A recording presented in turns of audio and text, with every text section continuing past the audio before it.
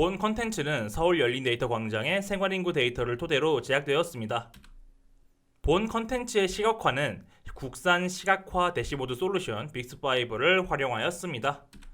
이번 단계에서는 최종 선택된 타겟층 정보를 변수에서 불러와 해당 타겟층의 선호 음식을 가져오고 메타데이터를 별도의 파일로 생성해 보도록 하겠습니다.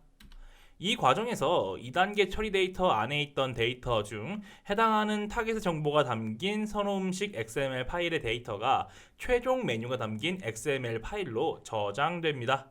메타데이터 같은 경우엔 메모리 위에 있는 변수에서 값을 가져와 생성합니다. getXML 데이터 스텝을 이런 식으로 활용할 수 있습니다. XML 파일로부터 데이터를 불러오려면 해당 파일의 디렉토리 및 파일명을 입력해야 하는데 파일명을 직접 입력하는 것이 아니라 변수에 있는 값을 불러와 생성하도록 만드는 것입니다. 그래서 파일명이 위치해야 할 곳에 변수의 값을 불러오는 명령을 적어 놓았습니다. 낙성대동 같은 경우엔 저녁 시간대에 남자 청년이 많기 때문에 target gender엔 male, target age에는 Y가 입력되어 있을 겁니다.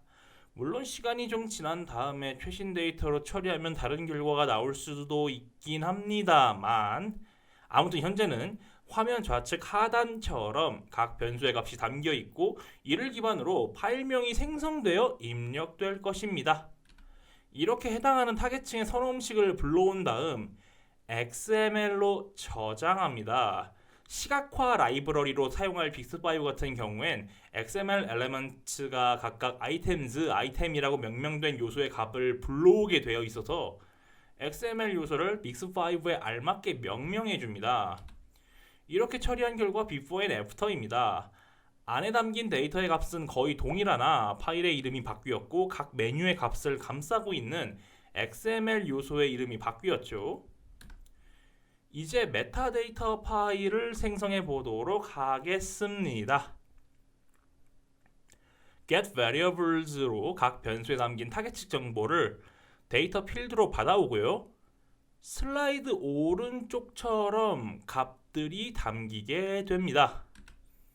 데이터 필드에 담아놓은 값들을 토대로 메타데이터 XML 파일을 생성합니다. XML 엘리먼트 관련해서 명명하는 입력란에는 빅스5와의 호환을 위해 아이템즈, 아이템을 입력해 놓았습니다. 그 결과는 이렇게 나옵니다. 이 메타데이터는 dinner.xml에 담긴 데이터를 설명해주는 데이터입니다. dinner.xml에는 음식 목록만 있지 이 데이터를 설명하는 정보는 없기 때문입니다. 메타데이터에 담긴 값들을 통해 dinner.xml에 담긴 음식들이 어떤 타겟층이 선호하는 음식인지 등을 파악할 수 있게 됩니다. 앞에 언급한 과정들 그리고 훨씬 이전의 트랜스포메이션을 통해 생성된 데이터들을 빅스5를 통해 대시보드 하나에 모두 표출한 모습입니다. 지금은 이전 단계의 모든 트랜스포메이션을 실행하여 원본 데이터 파일을 생성하고 변수의 타겟층 정보를 저장하는 과정이 완료된 상태입니다. 2단계 처리 데이터 안에 이런 식으로 데이터 파일들이 들어있지요. 먼저 getXML 데이터를 통해 타겟 연령대가 선호하는 음식의 목록을 불러옵니다.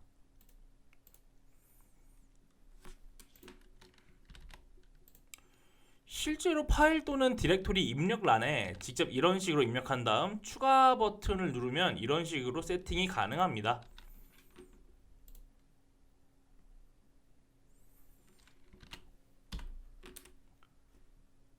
루프 X패스와 필드는 이런 식으로 직접 입력을 한 상태입니다. 들어온 데이터의 형태는 이렇습니다. 이 데이터들을 XML 아웃풋을 통해 요소값만 바꿔서 별개의 파일로 저장하게 되는데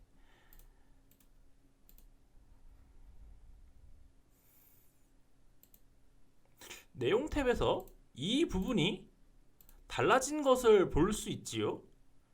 필드에 세팅한 값은 필드 가져오기로 가져온 뒤 별도의 수정을 하지는 않은 상태입니다. 여기도 다만 이 파일명을 생성할 때 직접 이름을 정한 게 아니라 target hour라는 변수에서 값을 가져와서 파일의 이름을 짓도록 세팅되어 있죠.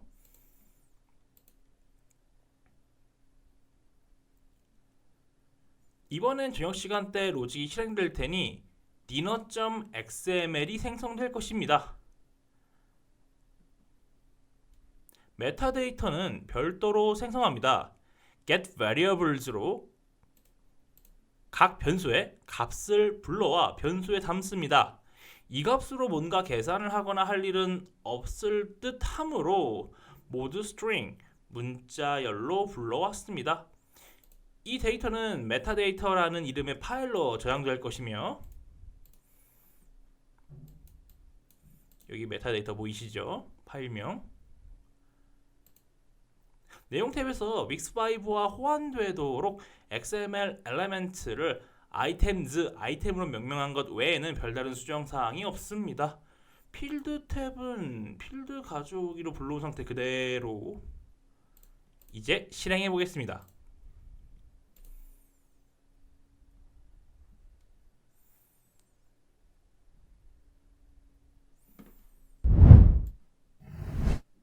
데이터가 이런 식으로 나왔고 메타데이터 XML 파일도 이런 식으로 나왔습니다. 그리고 이 XML 파일들을 mix5를 통해 시각화한 모습은 이렇습니다.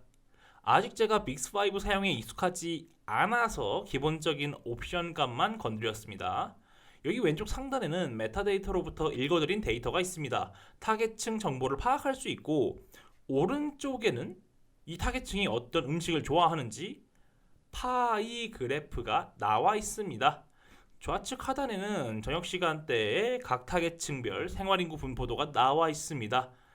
이 청년 남자가 상대적으로 많은 것을 볼 수 있네요. 이렇게 그동안 처리한 데이터들을 대시보드에 띄워서 봄으로써 요식업 아이템 선정이 가능하게 되었습니다.